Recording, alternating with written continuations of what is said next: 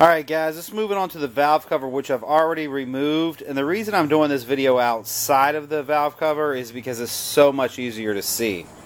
So basically what we have here, it has 15 fasteners. If you started from the front, you see that first one right there. 1, 2, 3. Then going down the side, 1, 2, 3, 4. And then the center.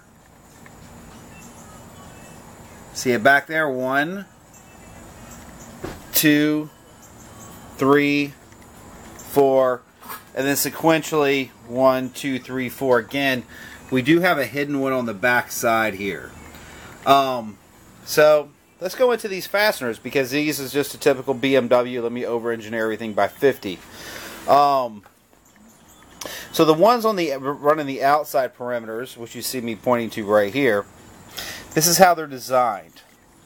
First, you'll have a 10mm cap, which then has a washer, which then has a rubber garment, which then fits over this stud, which is also a 10mm. So, all of the outside perimeter ones all have this setup. They have 4 pieces. It takes one 10mm to get out up here at the top, and then the second 10mm at the bottom. Now, when you're dealing with the 4 in the middle, they're a little different based on the 2 end pieces have straps which have an 8mm.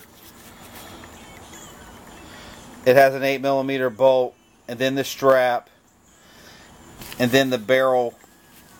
See it right there with a washer. So there's 1, 2, 3, 4 pieces.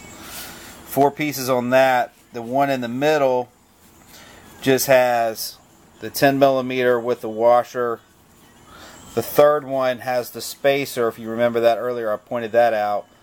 And of course, the cap with the washer, and then a repeat for the last one.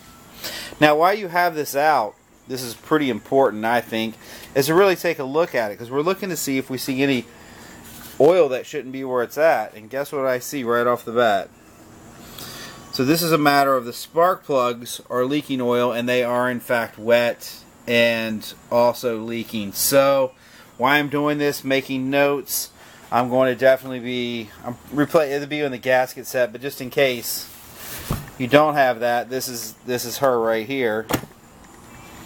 Off the back, it's just a, if you will, just a rubber piece, and it just kind of goes down the center of it.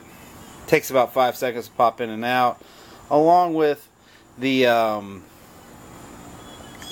valve cover gasket, which you see right here. I'm just kind of gently pulling out.